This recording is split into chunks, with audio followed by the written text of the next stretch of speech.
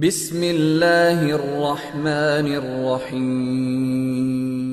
رب کو منا گئے دیوبند کے ستارے، دنیا پہ چھا گئے ہیں دیوبند کے ستارے۔ رب صحابہ کرام نے پوچھا ایسے موقع پر کیا کیا، کون سی چیز اتھینٹک ہے،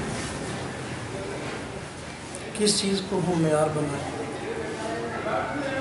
نبی پاک صلی اللہ علیہ وسلم نے ارشاد فرمایا ما انا علیہ و اصحابی، جو بات وہ موقف ٹھیک ہے جس میں میں ہوں وہ میرے صحابہ کیا ہے۔ دوسری حدیث میں نبی پاک صلی اللہ علیہ وسلم نے یوں بھی فرمایا علیکم بسنتی وسنت الخلفاء الراشدین،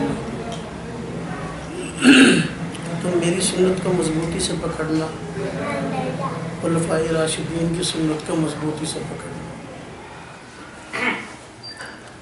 آپ صلی اللہ علیہ وسلم پوری دنیا کی ہدایت کے لیے آئے،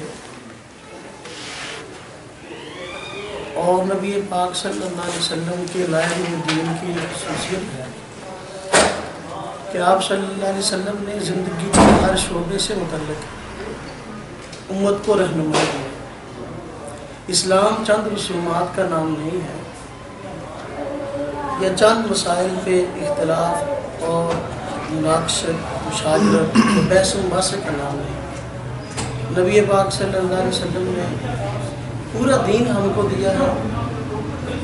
نبی پاک صلی اللہ علیہ وسلم کی امت کو چاہیے پورے دین کو لے کر چلے۔ آپ صلی اللہ علیہ وسلم کی امت میں 73 فرقوں کا پیدا ہونا یقینی بات ہے، کیونکہ نبی پاک صلی اللہ علیہ وسلم نے ارشاد فرمایا تھا کہ بنی اسرائیل 72 فرقوں میں بٹے تھے اور تم 73 میں بٹو گے۔ اختلاف تو یقینی ہے۔ اب بعض مواقع بعض حالات ایسے ہوتے ہیں جب بھی کوئی نئی جماعت یا نیا طبقہ پیدا ہوتا ہے، چند ایک مسائل کو زیر بحث لا کر امت میں تفریق پیدا کرتا ہے۔ جس طرح کہ ہمارے یہاں بعض طبقے ہیں، ان کی تقریر پڑھیں، ان کی تقریر سنیں، تحریر پڑھیں، کوئی بھی آپ ان کے شعبے میں جا کے دخل دے کے دیکھیں، آپ کو یہی بات ملے گی کہ وہ اہل بات کا نام لیتے ہیں، اور اس کی آڑ میں صحابہ کرام رضوان اللہ تعالیٰ علیہ مجمعین کے خلاف باتیں بھی کرتے ہیں، بدگمانی بھی ہے، بدزبانی بھی ہے۔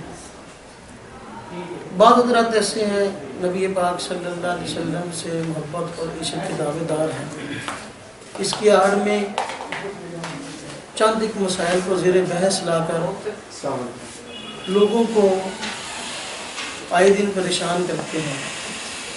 بعض مواقع میں ایسا بھی ہوا کہ مسجدوں میں لڑائی ہو گئی، قتل و غارت ہو گئے، لوگ زخمی ہو گئے۔ اس طرح ہندوستان میں جب انگریز آیا، اس وقت جہاں اور بہت سارے مسائل کھڑے ہوئے، ایک مسئلہ یہ بھی کھڑا ہوا کہ اسلاف کے خلاف بدگمان کرنے کے لیے کچھ حضرات کھڑے ہوئے اور انہوں نے مستقل محاذ آرائی شروع کی، ایسے مسائل کہ جن کی بنا پہ پاک و ہند میں آج تک چیلنج بازی، لڑائی جھگڑا الگ مسجد یا مسجدوں میں فساد نہیں ہوا تھا، ان مسائل پہ چیلنج بازی شروع کی۔ اہل حدیث بھائی ہیں، میں صراحتاً بات کرتا ہوں تاکہ بات کے بہانے نہ رہے۔ ان کے بڑے عالم تھے مولانا محمد حسین بطالوی صاحب، انہوں نے ہندوستان میں سب سے پہلے ہندوستان کی تاریخ میں اس مسئلے پر بحث چلی۔ اس سے پہلے جو مسائل آج ہم سننے یا سمجھنے کے لیے اکٹھے ہوئے ہیں ان میں اس پہ کبھی بحث نہیں ہوئی. انہوں نے قریباً 10 مسائل کو لیا اور اس پہ چیلنج. کوئی آدمی میرے سوال کا جواب دے، یہ میرے سوالات ہیں، اور ان کے کوئی آدمی جوابات دے. ہمارے اکابر کا شروع سے ہی طرز نہیں کہ وہ چیلنج بازی والا طرز اختیار کریں، محاذ آرائی والا طرز اختیار کریں. پہلے تو اس موقع پہ ہمارے اکابر نے توجہ نہ دی. انگریز ہندوستان میں تھا، بہت بڑی مصیبت تھی، اس کو نکالنے کے در پہ تھے. لیکن جب بار بار ان مسائل پہ اصرار ہوا، مولانا حسین احمد بٹالوی صاحب اشاعت السنہ کے نام سے رسالہ نکالتے، اصرار کیا گیا کہ میرے سوالوں کو جواب دیں. اور شیخ الہند رحمۃ اللہ علیہ نے ادلہ کاملہ کے نام سے ان سوالات کے جواب دیے، اور 10 سوال انہوں نے پیش کیے تھے، ان کے جوابات تفصیل کے ساتھ پیش کر دیے.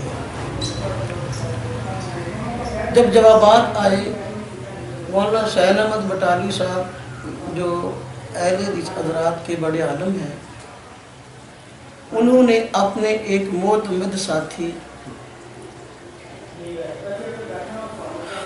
اور میں ان کا نام لیتے ہوئے مجھے ذرا چارٹ سی محسوس ہو رہی ہے، احسن امروہی صاحب، ان کو کہا کہ آپ ادلہ کاملہ کا جواب لکھیں. یعنی حضرت شیخ الہند نے جو 10 سوالوں کے جواب دیے، آپ اس کا جواب لکھیں. احسن امروہی صاحب اہل حدیث حضرات کے بڑے علماء میں شمار ہوتے تھے. انہوں نے اس کا جواب لکھا مصباح الادلہ کے نام سے. جب حضرت شیخ الہند نے ادلہ کاملہ لکھی، ہونا تو یہ چاہیے تھا کہ بٹالوی صاحب خود اس کا جواب دیتے، کیونکہ سائل وہ تھے. لیکن جب احسن امروہی صاحب نے مصباح الادلہ کے نام سے اس کا جواب لکھا، حضرت شیخ الہند نے خود بعد میں ایضاح الادلہ کے نام سے اس کا جواب لکھا، مصباح الادلہ. اور اس میں حضرت لکھتے ہیں کہ میں کافی دیر تک انتظار میں رہا کہ شاید کہ بٹالوی صاحب خود میری کتاب کا جواب دیں گے. لیکن انہوں نے اپنے رسالے اشاعت السنہ میں یہ کہہ کر بات پوری کر لی کہ میری طرف سے احسن امروہی صاحب نے جواب مصباح الادلہ کے نام سے دے دیا ہے، اور میں اس کو کافی سمجھتا ہوں، اب دینے کی ضرورت نہیں ہے. اب وہ احسن امروہی صاحب جنہوں نے یہ جواب لکھا، آج وہ جواب مارکیٹ میں موجود نہیں ہے. شاید وہ کتاب کسی کو ڈھونڈنے سے بھی نہ ملے. ہندوستان کے کسی قدیم کتب خانے میں پڑھی ہو، سو پڑھی ہو مصباح الادلہ کے نام سے. اب وہ مارکیٹ میں نہیں چھپتی. حالانکہ مولانا حسین بٹالوی صاحب نے خود کہا تھا کہ میری طرف سے جواب حضرت شیخ الہند کو احسن امروہی صاحب نے دے دیا، لیکن اب وہ کتاب نہیں چھپتی. آپ حضرات کہیں گے وہ کتاب کیوں نہیں چھپتی؟ کتاب اس لیے نہیں چھپتی کہ احسن امروہی صاحب جن کو اہل حدیث علماء اور عوام احسن المناظرین کہتے تھے کہ سب سے بڑے اچھے مناظر ہیں، وہ بعد میں مرزائی ہو گئے. بعد میں مرزا قادیانی کی تائید میں انہوں نے مختلف کتابیں لکھی. میرے پاس خود کتابیں پڑھی ہیں. ان کی ایک کتاب مستقل مرزائی ہونے کے بعد کی ان کی کتاب ہے، جس میں انہوں نے ثابت کیا ہے نبی پاک صلی اللہ علیہ وسلم کے بارے میں جو خوشخبری ہے حضرت عیسیٰ کی زبانی کہ میرے بعد پیغمبر ہوں گے، اسمہ احمد، ان کا نام احمد ہے. انہوں نے اس موضوع پہ کتاب بعد میں لکھی کہ احمد اگرچہ نبی پاک صلی اللہ علیہ وسلم کی ذات بھی مراد ہے، مرزا قادیانی بھی اس سے مراد ہے. اب وہ مرزائی ہو گئے، مرزائی ہونے کی حالت میں ان کا انتقال ہوا. اب وہ کتاب ناپید ہے. اس کتاب میں جو کہ یہ بحث جب شروع ہوئی میں وہاں سے بات شروع کی ہے. ہمارے آج کی بحث نہیں ہے جو کہ ہم آج بھی اکٹھے ہوئے کتابیں لکھ کر ایک دوسرے کی تسلی کرائیں یا کریں، اس وقت کی بات ہے. مصباح الادلہ کتاب ٹھیک ہے، مولانا احسن امروہی صاحب اگر وہ مرزائی ہو گئے لیکن کتاب تو چھپنی چاہیے تھے نا. مولانا حسین بٹالوی صاحب نے کہا تھا کہ بھئی یہ اس کا جواب ہے اور کافی شافی جواب ہے, لیکن کتاب نہیں چھپتی. کیوں؟ اس کی ایک وجہ یہ تھی وہ خود مرزائی ہو گئے. دوسری وجہ یہ تھی کہ اس میں جو باتیں کہی گئیں آج کے اہل حدیث بھائی ان باتوں کو ماننے کے لیے تیار نہیں. مثلا رفع دین کا جھگڑا ہے, آمین اونچے کہنے کی بحث ہے, یا یہ ہاتھ کہاں باندھنے ہیں اس کی بحث ہے, یا اپنا امام کے پیچھے قرآن پڑھنا کہ نہیں پڑھنا اس کی بحث ہے. اب انہوں نے جو انداز اختیار کیا تھا آج اہل حدیث بھائی اس انداز کو اختیار نہیں کر رہے. انہوں نے خود اپنی کتاب مصباح الادلہ مصباحات کو تسلیم کیا. ایضاح الادلہ کے نام سے شیخ الہند نے اس کا جواب لکھا.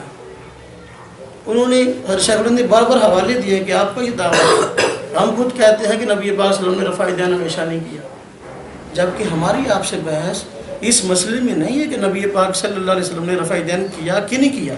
یہ تو ہم بھی مانتے ہیں, آپ بھی مانتے ہیں. آپ کہتے ہیں کہ ہمیشہ کیا. آپ اس پہ حدیث پیش کیجئے نبی پاک صلی اللہ علیہ وسلم کا اگر امتی ہے, اگر حلال زادہ ہے, تو وہ نبی پاک صلی اللہ علیہ وسلم کی حدیث کے مقابلے میں اپنی رائے کیسے بیان کر سکتا کہ میں اس کو نہیں مانتا.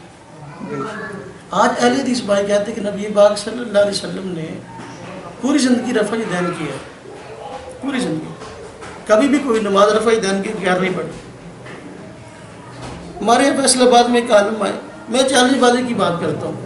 چیلنج بازی کہاں تک پہنچی ہے؟ ہمارے یہاں چند افراد کی بات نہیں ہے. فیصل آباد میں ایک عالم ہے نواز چیمہ صاحب, اہل حدیث عالم ہے. فیصل آباد میں انہوں نے چیلنج کیا کہ جی جو آدمی رفع دین نہ کرنے کی حدیث دکھائے گا میں اس کو گاڑی کی چابی انعام دوں گا. یہ ان کے لیٹر پیڈ پہ ان کی تحریر میرے پاس موجود ہے. رفع دین نہ کرنے کی حدیث دکھائے گا میں اس کو گاڑی کی چابی انعام دوں گا. میں نے ایک جلسے میں کہا, میں نے پہلے تو جن بھائیوں نے اس کو بلایا تھا مولوی صاحب کو, میں نے کہا بھی ان کو کہو کہ یہ بات تم لکھ کر دو, جو زبانی کہی ہے لکھ کر دو گے تو آپ کو بھی پاسداری کرنی آسان رہے گی, ہمیں بھی پاسداری کرنی آسان رہے گی. تو کافی دیر تک تو لہد و لال ہوتا رہا, لکھ کے نہیں دیا.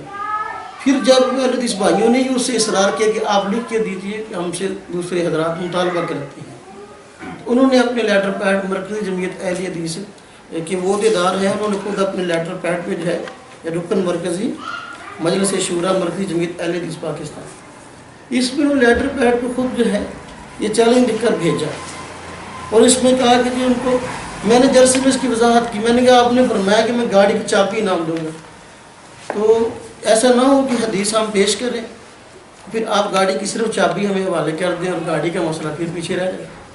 تو آپ چابی نہ دیجیے گا, چابی ہم خود لگوا لیں گے, صرف گاڑی دے دیجیے گا.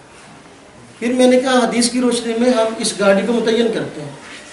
نبی پاک صلی اللہ علیہ وسلم نے فرمایا کہ جو چیز اپنے لیے پسند کرتے ہیں اپنے مسلمان بھائی کے لیے پسند کرو. میں نے کہا بھائی جس گاڑی پہ آپ ہیں نا ہم لوگ وہ لیں, جس گاڑی پہ آپ ہیں, آپ پروگراموں پہ جاتے ہیں, ہم وہ لیں گے حدیث کی روشنی میں کہ جب آپ کو اپنے لیے یہ گاڑی پسند ہے تو ہمارے لیے بھی یہی پسند کرنا. گاڑی تو 2 لاکھ کی بھی آتی ہے, گاڑی جو ہے وہ جتنی مہنگی چاہے 20 لاکھ کی لے لو, کروڑ کی لے لو, 2 کروڑ کی لے لو. خیر یہ بات ہمارے پاس پہنچی 16/7/2010 کو. انہوں نے لکھ کر بھیجا, 2-3 دن آنے میں لگ گئے. میں نے اس کا جواب 25/7/2010 میں اپنے لیٹر پیڈ پہ لکھ کے بھیجا. میں نے کہا بھائی ٹھیک ہے, اگر آپ نے چیلنج بازی کی, ہمارا طرز نہیں چیلنج بازی کرنا, لیکن اگر آپ کا یہ طرز ہے تو ہم آپ کے چیلنج کو قبول کرتے ہیں. جس طرح کی حدیث آپ پیش کر دیں گے اس طرح کی حدیث ہم پیش کر دیں گے.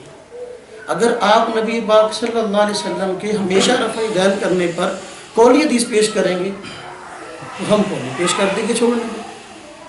اگر آپ نبی پاک صلی اللہ علیہ وسلم کے رفع دین کی ہمیشگی پر فعلی حدیث پیش کر دیں گے, ہم فعلی پیش کر دیں گے. ایسا نہیں ہوگا کہ آپ ہم سے مطالبہ کوئی اور کریں اور خود حدیث کسی اور طرح کی پیش کریں. میں نے یہی اس میں تحریر میں لکھا ہے. لیکن وہ دن گیا, آج کا دن آیا. مولانا فیصل آباد ارد و نواح آتے رہتے ہیں, یہ تحریر ان کو ملتی رہتی ہے. اس وقت سے لے کر آج تک انہوں نے اس بات کا جواب نہیں دیا. میں چیلنج بازی کے حوالے سے بات کر رہا تھا. ہم بھی مسئلے کو سمجھنے کے لیے بیٹھے ہیں. ہمارا اس بات میں کوئی اختلاف نہیں ہے کہ نبی پاک صلی اللہ علیہ وسلم نے رفع دین کیا کہ نہیں کیا؟ ہم بھی کہتے ہیں آپ صلی اللہ علیہ وسلم رفع دین کرتے تھے، اہل حدیث بھائی بھی کہتے ہیں کہ رفع دین کرتے تھے۔ جھگڑا کس بات میں ہے؟ وہ کہتے ہیں کہ ہمیشہ کرتے تھے۔ نبی پاک صلی اللہ علیہ وسلم نے یہ رفع دین پوری زندگی فرمایا، کبھی بھی کوئی نماز رفع دین کے بغیر نہیں پڑھی۔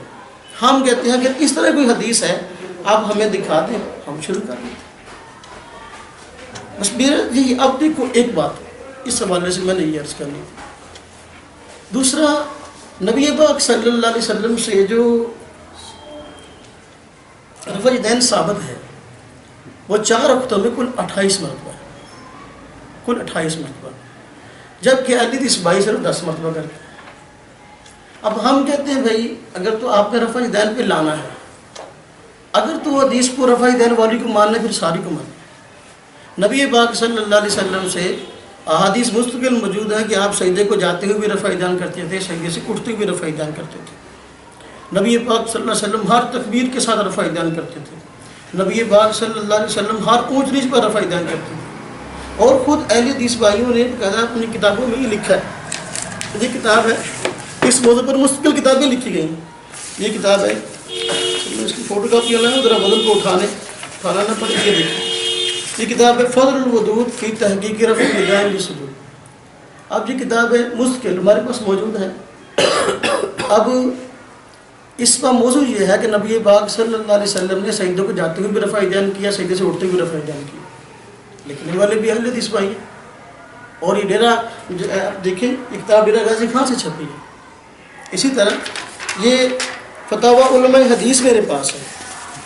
فتاوی علماء حدیث میں باقاعدہ طور پر پوچھا گیا بھی سجدوں کے جاتے ہوئے جو رفع دین ہے نبی پاک صلی اللہ علیہ وسلم سے ثابت ہے، بتائیں کہ جو اگر اس کو کوئی آدمی چھوڑ دے تو اس کے بارے میں آپ کیا کہتے ہیں؟ حدیثیں صحیح ہے کہ نہیں صحیح؟ یہ فوٹو کاپی ہے، کوئی بھائی لینا چاہے مولانا تنویر صاحب شریف فرما ہے، میں انشاءاللہ ان کو ساری فوٹو کاپیاں دے جاؤں گا، وہ فوٹو کاپی کروا لیں، کوئی مسئلہ نہیں۔ فتاوی علماء حدیث ہے۔ اب یہ اس لیے باقاعدہ طور پر سوال ہوا، انہوں نے کہا جی بالکل ٹھیک ہے، سجدے میں رفع دین ثابت ہے، نبی پاک صلی اللہ علیہ وسلم کرتے تھے، اور اگر آج کوئی نہیں کرتا تو وہ نبی پاک صلی اللہ علیہ وسلم، یہ نہ سمجھ کہ نبی پاک صلی اللہ علیہ وسلم ثابت نہیں ہے بلکہ ثابت ہے، اور یہ 100 شہیدوں کو ثواب والی بات انہوں نے کی ہے کہ جو عمل کرے گا اس پہ یہ ہے۔ ہم ان بھائیوں کہتے ہیں دیکھو اب یہ بھی حوالہ ہے۔ اسی طرح اب یہ کتاب ایک چھپی ہے نماز نبوی کے نام سے، نبی صلی اللہ علیہ وسلم کی نماز۔ ہم سے اہل حدیث بھائی اکثر کہتے ہیں کہ آپ امام حنیفہ کی نماز پڑھتے ہیں، ہم نبی پاک صلی اللہ علیہ وسلم کی نماز پڑھتے ہیں، حالانکہ یہ عنوان ٹھیک نہیں، دیانت دھرنا عنوان نہیں۔ اصل بحث یہ ہے کہ نبی پاک صلی اللہ علیہ وسلم کی نماز سب کہتے ہیں ہم پڑھتے ہیں، ہم بھی کہتے ہیں وہ بھی کہتے ہیں، لیکن ہم کہتے ہیں کہ بڑوں سے سیکھ کر پڑھنی ہے یا اپنی مرضی سے ڈھونڈنی ہے، صرف یہ اختلاف ہے۔ ہم نماز میں اپنے استاد کا نام ذکر کرتے ہیں کہ ہم نے اس استاد سے نماز سیکھی ہے، وہ حضرت اپنے استاد کا نام ذکر نہیں کرتے۔ اب یہ کتاب ہے ناصر الدین البانی صاحب مشہور اہل حدیث عالم ہے، اور ان کو باقاعدہ مجدد تک ان حضرات نے کہا مشکل اس میں کتابیں آئی ہیں۔ اب انہوں نے نماز نبی میں خود لکھا کہ نبی پاک صلی اللہ علیہ وسلم سجدے کو جاتے ہوئے بھی رفع دین کرتے تھے، سجدے سے اٹھتے ہوئے رفع دین کرتے تھے، اور حاشیہ میں باقاعدہ طور پر کہا گیا حدیث صحیح ہے، اور کتاب کو عنوان بھی نماز نبی احادیث صحیحہ کی روشنی ہے، دیکھیں کتاب موجود ہے۔ اسی طرح یہ ایک کتاب ہے اہل حدیث عالم ہے، انہوں نے لکھی ہے نیل المرام کے نام سے۔ اب اس میں انہوں نے خود کہا ہے، یہ کتاب ہے نواب صدیق حسن خان مشہور جو ہے اہل حدیث عالم ہے، انہوں نے خود بھی اپنی کتاب میں نیل المرام ترجمے والی کتاب ہے، لکھا ہے ہر آدمی اس کو پڑھ سکتا ہے۔ الیاس عصری صاحب نے جو شیخ الحدیث ہیں وہ اہل حدیث حضرات کے انہوں نے ترجمہ بھی کیا، انہوں نے کہا ہے کہ ہر شے کی ایک زینت ہے، اور نماز کی زینت ہر تکبیر کے ساتھ رفع الیدین کرنا ہے۔ اب نماز میں تکبیریں 10 تو نہیں، 4 رکعت کے اندر، پھر بھی حضرات ہم سب بھائیوں سے پوچھتے ہیں تم کیوں رفع الیدین نہیں کرتے؟ جب یہ نماز کی زینت ہے ہر تکبیر کے ساتھ، اب کیوں نہیں؟ پھر اسی طرح یہ دیکھیں، یہ ایک اور کتاب ہے اسی عنوان سے کہ نبی پاک صلی اللہ علیہ وسلم بیک کیجیے، کتاب ایک آئی، ہمارے ایک عالم تھے مولانا جمیل صاحب، انہوں نے کتاب لکھی تھی رسول اکرم کا طریقہ نماز، اس کا جواب مشہور اہل حدیث عالم ہیں اور رئیس ندوی صاحب جامعہ سلفیہ بنارس کے بڑے شیخ الحدیث استاد تھے، ان کے نام کے ساتھ شیخ الاسلام بھی لکھا ہوئی ہے، میری تھا ان کی کتاب ہے شیخ الاسلام نام کے ساتھ لکھا ہوا ان کے، اس کی جیب میں کتاب انہوں نے مولانا جمیل صاحب کی کتاب کا جواب دیا ہے. کتاب کا نام ہے رسول اکرم کا صحیح طریقہ نماز. یعنی انہوں نے کہا کہ آپ کا طریقہ ٹھیک نہیں ہے, ہم پیش کرتے ہیں نبی پاک صلی اللہ علیہ وسلم کا صحیح طریقہ نماز کیا ہے. اب دیکھیے انہوں نے پھر اس میں جا بجا طور پر لکھا ہے کہ سجدے میں رفع دین جو ہے وہ کرنا چاہیے, یہ مستحب. اور خود لکھا 4 رکعت کی نماز میں 26 مرتبہ رفع دین ہے, صفحہ نمبر 496 پہ لکھا ہے. ہر تکبیر کے ساتھ رفع دین ہے 498 صفحہ نمبر پہ لکھا ہے. اسی طرح اب نبی پاک صلی اللہ علیہ وسلم تو کہتے ہیں یہ تمام حدیثیں اپنی پہ برحق ہیں. جس طرح یہ آیا کہ نبی پاک صلی اللہ علیہ وسلم رکوع کو جاتے ہوئے اٹھتے ہوئے رفع دین کرتے تھے, اس طرح یہ بھی آیا کہ نبی پاک صلی اللہ علیہ وسلم سجدے کو جاتے ہوئے اٹھتے ہوئے رفع دین کرتے تھے. ہم کسی حدیث کو جھٹلاتے نہیں. آج ہمارا جو اصل میں بحث ہے نا, اہل حدیث بائی صرف رکوع کے رفع دین کی طرف دعوت دیتے ہیں, سجدوں کے رفع دین کی طرف دعوت نہیں دیتے. ہم کہتے ہیں بھائی اب حدیث سے ثابت تو سارا رفع دین ہے, آپ کے علماء بھی اس کو تسلیم کر چکے ہیں, تو پھر ادھورا رفع دین آپ کیوں کرتے ہیں؟ مجھے ایک سوال کرنے دیں آپ. جی آپ حدیث کو مانتے ہیں؟ بالکل. یہ رفع دین سجدوں میں کرنے والی جائز ہے, صحیح ہے, آپ کیوں نہیں کرتے اس پر؟ ہم کہتے ہیں نبی پاک صلی اللہ علیہ وسلم نے چھوڑ دیا, ہم نے بھی چھوڑ دیا. چھوڑنے کی دکھائیں نا. اب آپ نے کہا رفع الدین رکوع والی رفع الدین نبی صلی اللہ علیہ وسلم کے آخری صحابی سے بھی ثابت ہے, آخری زندگی سے بھی ثابت ہے, اصلاً اور ہاں مالک بن حویرث رضی اللہ تعالیٰ عنہ سے. ٹھیک دکھائیں گے ہے, آپ مجھے. اس کے بعد میری بات سنیں, میری بات سنیں. جس طرح آپ زبانی باتیں سنا رہے ہیں نا, میں بھی زبانی باتیں, میں نے جتنے حوالے دیے میری بات سر, میری بات نہیں پوری. پوری ہوئی, میری بات پوری ہونے. نبی صلی اللہ علیہ وسلم کے آخری صحابی کہتے ہیں کہ نبی صلی اللہ علیہ وسلم نے نماز پڑھی, رفع الدین کیا رکوع میں جاتے ہوئے, رکوع سے اٹھتے ہوئے. حالانکہ انہوں نے اپنا سجدوں کے درمیان نہیں کیا. جب آخری صحابی یہ بات کر رہے ہیں, ہم کون ہوتے ہیں کہ اپنی مرضی سے سجدوں کے درمیان کرنا؟ اگر آپ کہہ رہے ہیں کہ وہ احادیث ٹھیک ہیں سجدے میں جانے والی, پھر اس پہ عمل کریں. آپ کیوں نہیں کرتے؟ ہم تو کہتے ہیں آخری صحابی ثابت نہیں ہے, اس لیے ہم نہیں کرتے. آخری صحابی جو ہے کیا وہ سجدوں کی حدیث نقل نہیں کرتے؟ پہلی بات بھائی میرے پاس سمجھے بات, ہم نے سمجھنے میں بحث نہیں کی, بحث کرنی تو ہم کسی عالم سے آپ نہ کرنے کی آپ نے سنا دی ہیں کہ اتنی ساری ہیں, کوئی دکھائیں آپ مجھے. پریشان نہ ہو, اگر آپ نے سوال کرنا بالکل. میں یہ بات درج کر رہا ہوں کہ بھائی نے عرض کیا ہے کہ آخری صحابی کہتے ہیں سجدوں میں رفع دین نبی پاک صلی اللہ علیہ وسلم نہیں کرتے تھے, اس لیے رکوع کا ہے سجدوں کا نہیں. ہم کہتے ہیں کہ وہ صحابی حضرت وائل بن حجر ہیں, اس کا کیا ثبوت ہے کہ وہ آخری صحابی؟ وائل بن حجر بھی ہیں, مالک بن حویرث بھی ہیں. یہ غزوہ تبوک کے بعد یہ 9 ہجری میں یہ مسلمان ہوئے ہیں. جب نبی صلی اللہ علیہ وسلم کی عمر 62 برس تھی, تب وہ نبی صلی اللہ علیہ وسلم کی زندگی کے انہوں نے آخری جو دن تھے نا 2.5 مہینے کے بعد, اس کے بعد نبی صلی اللہ علیہ وسلم دنیا سے پردہ فرما گئے تھے. 20 دن انہوں نے نبی صلی اللہ علیہ وسلم کے پیچھے نماز پڑھی, اور حدیث میں کہتے ہیں کہ میں نے نبی صلی اللہ علیہ وسلم کے پیچھے نمازیں پڑھی, میں نے ایک بھی نماز ایسی نہیں دیکھی کہ نبی صلی اللہ علیہ وسلم نے بغیر رفع دین کے پڑھی ہو. اس حدیث کا ترجمہ ہے کہ نبی پاک صلی اللہ علیہ وسلم نے ایک بھی نماز رفع دین کے بغیر نہیں پڑھی. کوئی ایک حدیث آپ مجھے کھول کے دکھائیں گے؟ یہ بخاری شریف کہ میں صحابی کہتے ہیں کہ میں نے دیکھیں جی, آپ بزرگ ہیں, آپ عالم ہیں. نہیں, میں عالم لکھی بات سنیں, آپ جو بات کہیں گے نا, آپ جو مجھے کہیں گے میں تو حوالہ کھول کے دکھاؤں گا. دیکھیں اس لیے میں نے عظیم صاحب سے بات کی تھی, میں نے حضرت بھائی عظیم سے بات کی تھی کہ میرے ایک ساتھی نہ ساتھ لانے دے. اس نے کہا نہیں آپ نے اکیلے آنا ہے. جب میں نے اپنی آنکھوں سے دیکھی ہے, آپ تو کہہ رہے ہیں سجدوں والی حدیث ٹھیک ہے, آپ عمل کیوں نہیں کرتے نا؟ میرے بھائی اگر میں جواب دینے کے بغیر بھاگوں, آپ نے کہنا جواب نہیں دیا. آپ میں کہہ رہا ہوں آپ نے جو بات کہی ہے پہلے اس پہ تو کھڑے ہوں. آپ نے کہا ہے نہیں آپ پہلے وہ ثابت کریں نا, آپ کہہ رہے ہیں وہ حدیث سجدوں والی بالکل ٹھیک ہے. آپ کو پتہ ہے یہ بات گفتگو کے آداب میں سے ہے اور گفتگو کے اصول میں سے ہے. جو آدمی کسی فعل کو کرتا ہے پہلے اس کو اپنے دعوے کے مطابق ثبوت پیش کرنا پڑتا ہے. ہم تو رفع دین کے منکر کی ذمہ داری نہیں ہوتی, مدعی کی ذمہ داری ہوتی ہے. آپ نے کہا آخری صحابی ہیں وہ کرتے ہیں سجدے میں رفع دین, آپ تو منکر ہیں, ہم کسی کی دلیل پیش کریں. مان گیا. دیکھو میں نے یہ نہیں کہا ہمارے پاس دلیل نہیں ہے, دیکھیے مجھ سے گفتگو کریں, مجھ سے گفتگو کریں. میں بھائی سے پہلے کہا تھا مجھے ایک ساتھی ساتھ لانے دیں آپ, ٹھیک ہے. میں نے اپنی آنکھوں سے نبی صلی اللہ علیہ وسلم کی حدیث دیکھی ہے, میں ان کے خلاف میں سب بھائیوں کو ان کی آنکھوں سے دکھاتا ہوں. انہوں نے کہا حضرت وائل بن حجر رضی اللہ تعالیٰ عنہ حضرت مالک بن حویرث وہ ان کے بعد ہوئے ہیں.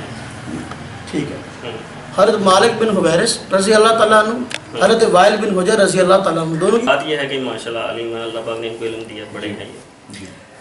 اب ہمیشہ کی بات یہ انہوں نے نیا اندر رکھ دیا, آپشن رکھ دیا اس کے اندر نا, یہ بات ٹھیک ہے نا. صحابہ سے تقریباً جو ہے نا خلفاء راشدین کی آپ بات کریں ان سے ثابت ہے، ٹھیک ہے، 5 احادیث بخاری شریف میں، 6 مسلم شریف میں رفع الیدین کرنے کی کہ صحابی کہتے ہیں ہم نے نبی صلی اللہ علیہ وسلم کے پیچھے نماز پڑھی، نبی صلی اللہ علیہ وسلم نے رکوع میں جاتے ہوئے رکوع سے اٹھتے ہوئے رفع الیدین کیا. میرے بھائی دیکھو، ٹھیک ہے نا. میری بات اب یہ کہہ رہے ہیں انہوں نے روک دیا یا مسعود کر دیا، یہ کہاں بات کاٹے، یہ دکھائی جائے نا بات کا مقصد کو مطلب دیکھیں ہے. اگر میں بخاری شریف سے نبی پاک صلی اللہ علیہ وسلم کی نماز کا تذکرہ ہو، رفع الیدین نہ ہو، میں دکھاؤں تو پھر یہ سارے ساتھی بیٹھے ہیں، ایک منٹ میں آپ کی بات کاٹ رہا ہوں. یہ سارے ساتھی بیٹھے ہیں، آپ ان کو رفع الیدین کا بتائے بغیر وہ حدیث سنا دیں بخاری شریف والی. اگر ان میں سے ایک ساتھی بھی کہہ دے کہ اس میں رفع الیدین سے روکا گیا ہے تو آپ جو کہیں گے کروں گا میں. ایک منٹ، روکا گیا ہے، دیکھیے بھائی میری بات سمجھیں، روکنا اس کام سے ہوتا ہے جس کا حکم دیا گیا ہو. آپ ذخیرہ حدیث میں سے کوئی ایک حدیث مجھے کھول کے دکھائیں آپ نے حکم دیا ہو رفع الیدین کی. تکبیر تحریمہ کا حکم ہے. ارے بھائی جو بات متفق علیہ ہے اس کے بارے میں کچھ جھگڑتے ہو، اس میں اختلاف ہے کسی کا؟ نہیں، آپ اگر تو اس میں اختلاف ہے اس میں ماننے والے ہیں نا، آپ حدیث سے کیوں ہم کہتے ہیں جو بات اتفاق کی ہے اس کو درمیان میں نہ لائیں، جو اختلافی مسئلہ ہے اس کو حل کریں. اب میں کوئی تیسرا مسئلہ شروع کر دوں گا پھر ہم کہتے ہیں دیکھو بات سمجھو میرے بھائی، آپ نے بات کی ہے، آپ یا تو اس بھائی کو فون کر لو. آپ نے کہا آخری صحابی حضرت وائل بن حجر، حضرت مالک بن حویرث. میں کہتا ہوں ان سے روایات میں دکھاتا ہوں، رفع الیدین سجدے کے رفع الیدین کی بھی، سجدے کے رفع الیدین کی روایت حضرت وائل بن حجر سے میں دکھاتا ہوں، اور نہ کرنے کی بھی میں دکھاتا ہوں. آپ ہمیشہ کے دکھائیں. دیکھیں دونوں حضرات کی دیانتداری کیا ہے. میں کہتا ہوں میری دیانتداری یہ ہے کہ میں نبی پاک صلی اللہ علیہ وسلم کی نماز پیش کروں، اس میں رکوع کا رفع الیدین نہ ہو. ان کی دیانتداری یہ ہے کہ یہ نبی پاک صلی اللہ علیہ وسلم کی نماز دکھائیں صحابہ سے، اس میں اس بات کا ذکر ہو کہ آپ نے کبھی رفع الیدین کے بغیر نماز نہیں پڑھی، ہمیشہ پڑھی. بس دیکھو یہ دونوں کی دیانتداری ہے. اگر میں ڈنڈی ماروں تو میں مجرم، یہ ڈنڈی مارے تو یہ مجرم. جھگڑا کیوں نہیں ختم ہو رہا؟ اس لیے نہیں ہو رہا. دیکھو یہ ہمیشہ اور کبھی رفع الیدین کے بغیر نماز نہ پڑھنا دکھائیں. میں نماز دکھاؤں بخاری سے، صحابی کہہ رہے نبی پاک صلی اللہ علیہ وسلم کی نماز ہے اور اس میں رفع الیدین نہ ہو، میں دکھا دیتا ہوں بخاری سے ختم، پابند ہوں. یہ دیکھیے ایک منٹ پہلے انہوں نے بھائی نے بات کی حضرت وائل بن حجر آخری صحابی ہیں. میں کہہ رہا ہوں یہ سنن ابی داؤد ہے، ہر آدمی ترجمے والی کتاب سے پڑھ سکتا ہے. یہ لکھا ہے سجدوں میں رفع الیدین کرنے کی بات ہے، ان سے تو سجدوں کا رفع الیدین بھی موجود ہے. آپ کیوں نہیں کرتے؟ اگر حضرت وائل بن حجر رضی اللہ تعالیٰ عنہ آخری صحابی ہیں، 9 ہجری مسلمان ہوئے، ٹھیک ہے، آپ کی بات کو مان لیا، آپ سجدوں میں رفع الیدین کیوں نہیں کرتے؟ یہاں تو مستقل عنوان ہے سجدوں میں رفع الیدین. پڑھیں حدیث کو، ہر آدمی اس حدیث کو پڑھ لے. رفع الیدین کی بات ہے. میں نے بھائی کو کہا بھائی دیکھو اب آپ اہل حدیث بھائی ہوئے ہیں نا، کس دلیل کی بنیاد پہ ہوئے نا؟ آپ نے خود تحقیق کی ہے یا کسی کی بات مانی ہے؟ تحقیق کی ہے سر. تحقیق کی کیسے کی ہے؟ دونوں طرف سے مسائل پوچھے، تبلیغی جماعت میں رہتے ہوئے میں نے مسائل پوچھے. چلیں اب دیکھیں نا، اب میں بھائی سے پوچھتا ہوں بھائی دیکھیں واللہ میں آپ کو لاجواب کرنے کے لیے سوال نہیں کر رہا، میرے فرشتے لکھ رہے ہیں جو میں سوال کر رہا ہوں. جھوٹے پر لعنت ہے. دین کے نام پہ ہم نے کسی فراڈ کرنا ہے، کسی کو نیچا دکھانا ہے، تو میں کہتا ہوں کہ اس سے بڑا لعنتی کوئی نہیں ہے. اب یہ بات دین کو یہ جو حدیث سنائی ہے نبی صلی اللہ علیہ وسلم رفع الیدین سے روکا ہے یا فاتحہ سے روکا ہے؟ نبی پاک صلی اللہ علیہ وسلم نے رفع الیدین کا حکم کیوں نہیں دیا نماز سکھانے؟ نبی صلی اللہ علیہ وسلم بھائی میری بات کے کے پہلے جواب، میں آپ سے بات عرض کر رہا تھا کہ آپ نے میں جو بات میں عرض کر رہا تھا اس بات کی طرف میں نے، آپ کہہ رہے ہیں کہ میں نے تحقیق کی بنیاد پہ جو ہے نا جو بھی کیا ہے، جو مسلک چینج کے جو بھی ہے، میں کہتا ہوں بھائی وہ ایک حدیث ہمیشہ رفع الیدین کی ہمیں بھی دکھا دو، ہم بھی شروع کر دیں. آپ خود اگر آپ خود حدیث نکال کے دکھا بھی نہیں سکتے، وہ کیسی تحقیق ہے جس کی پیچھے آپ پڑھیں؟ آپ مجھے صرف یہ حدیث دکھا دے کہ حضور اکرم صلی اللہ علیہ وسلم کو کسی صحابی نے دیکھا نماز پڑھتے ہوئے، وہ یہ کہہ دے کہ میں نبی صلی اللہ علیہ وسلم کو نماز پڑھتے ہوئے دیکھا، انہوں نے رکوع میں جاتے ہوئے رکوع سے اٹھتے ہوئے رفع الیدین نہیں کیا. آپ نہیں کا لفظ دکھا دیں. میں نے کہا میرے بھائی میں نے کہا میری دیانتداری یہ ہے، میں نے حدیث سے پیش کی، ایک منٹ میں نے حدیث سے پیش کی ہے، میں نے حدیث سے پیش کی حضرت وائل بن حجر رضی اللہ تعالیٰ عنہ سے روایت پیش کی ہے. میری بات سنیے، صحابہ سے ہمیں کوئی اعتراض نہیں ہے. صحابی نبی پاک صلی اللہ علیہ وسلم کی نماز بیان کر رہے ہیں، صحابی نبی پاک صلی اللہ علیہ وسلم کی نماز پیش کر رہے ہیں، صحابہ کرام کی نماز پیش کر رہے ہیں. اور سجود ہی بتاتے ہیں اور کچھ نہیں بتاتے. یار جھگڑا آپ سے کس بات کا ہے؟ رکوع کے رفع الیدین کا ہے نا. جب رکوع کی کیفیت کو بیان کر رہے ہیں، رفع الیدین نہیں بیان کر رہے، ہم کہتے کیوں نہیں بیان کر رہے؟ انہوں نے کہا ہے رکوع کرو، رکوع کرو، رکوع کی تسبیح بتائی تھی. اب رکوع کرو، رفع الیدین کا نہیں کرانا کرو، پھر آپ کیوں کرتے ہو؟ ਇਹ ਇਸਲਾਮ ਦਾ ਮਾਮਲਾ ਇਹ ਸਾਡੇ बहस नहीं करो, ਇਹਦੇ ਵਿੱਚ बात को समझो। ਅਨਾ ਦਾ ये ਮਸਲਾ कि आप जो बताते हैं बाकियों की तरफ सुनता रहूं, बस ठीक है। मैं यार आपकी तरफ यार दोनों की तरफ मैं आपको कहता हूँ आप इधर आ जाए, आप इधर नहीं आते। मैं कहता हूँ आप हमेशा की हदीस पढ़ के सुना दें, आप पढ़ के नहीं सुनाते। एक मिनट, आप मुझे हम बताइए आपके आपकी साथ- तहकीक क्या है? हम आपके साथ, आप मुफ्ती अनवर साहब के पास गए, ऐसे जुड़ के जाके बात देखी, आपको हमने दिखलाई। आप देखिए हमारे मुफ्ती साहब बता रहे हैं, ये बातें मैं देख आप चुका हूं, ये दिखा रहे यार, हैं देखिए ना। हमारे जो हदीस है ये किधर फिट कर अब देखिए ना मेरे भाई, आपने किस कहा बाब में ये दिखा रहे हैं? आप मानो ये सुनने यार, की बाप दाऊद का है नाम बताया, मैं तहकीक कर रहा हूं, पूछ रहा हूं उनसे, मुझे बता दें बस। भाई। ये एक उस बात- बाप से ये हदीस दे रहे हैं, उस बाप का नाम क्या है? अरे मेरे भाई इधर मेरी बात पे गौर कर, मेरी बात पे गौर कर। मैं मुखातब हूँ ना, मैंने आपको कहा, आपने खुद यहाँ पे इकरार किया कि जी हज़रत वाइल इब्न हुजर रज़ी अल्लाह तआला अन्हु आखिरी सहाबी हैं। मैंने कहा आखिरी सहाबी है, उनसे सजदा की हदीस है। इमाम नसाई का इल्म ज़्यादा है आपका, इमाम अबू दाऊद का इल्म ज़्यादा है आपका।